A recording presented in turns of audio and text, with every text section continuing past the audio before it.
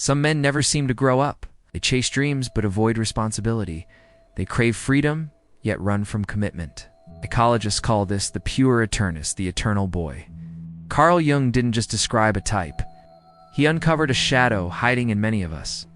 This isn't just about immature men. It's about all of us who fear growing up. And today, we are rediving deep into the mind of the man-child to understand what keeps him trapped and how he can finally evolve. Carl Jung, the Swiss psychiatrist, introduced the world to the concept of the Puer Eternus, Latin for eternal boy. It describes a man often intelligent, charming, and full of potential, who never quite crosses the threshold into true adulthood. He may be 30, 40, or older, but emotionally, he's still a boy. To understand him, we must first understand what he fears most: limits. The man-child craves freedom. He dreams big, starts many projects, but rarely finishes them. He often changes jobs, partners, or homes, searching for something he can't name. Deep down, he is terrified of being trapped.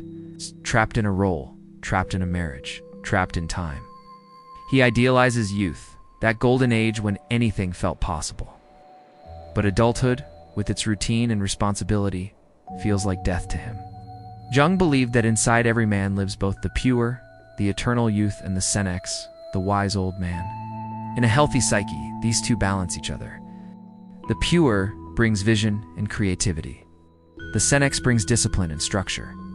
But in the man-child, the pure has taken over, and the senex has been rejected. He doesn't want to grow up. Not because he can't, but because he believes growing up means giving up. Jung said, "The greatest burden a child must bear is the unlived life of the parents." And often the man-child is a product of parents who lived through him, who overprotected him, or burdened him with their unmet dreams. As a result, he never truly developed a stable identity. He fears failure, because deep down, he doesn't believe he's capable of surviving it. So instead of risking real success, he escapes into fantasies. Video games, endless travel, relationships that burn bright but end quickly. He seeks novelty over depth. But here's the paradox. The more he runs from responsibility, the more he feels empty. Because meaning, real meaning, only comes when we face the difficult parts of life, when we commit, when we fail, grow, and try again. The Puer Eternus often has a deep spiritual longing. He feels called to something greater, but that calling remains vague. He wants to change the world but avoids paying bills. He dreams of writing a novel, but can't sit still to finish a page. His energy rises like a rocket, but never lands. In mythology, the eternal boy appears in many forms. Peter Pan, Narcissus, Icarus, the boy who won't grow up. It's the youth who falls in love with his reflection. The one who flies too close to the sun and crashes. They all share the same wound, the fear of becoming ordinary. Carl Jung warned that if the pure doesn't integrate his shadow, the parts of himself he denies, he becomes trapped in a cycle of illusion. He never builds anything lasting. He avoids pain and so avoids growth. But integration is possible.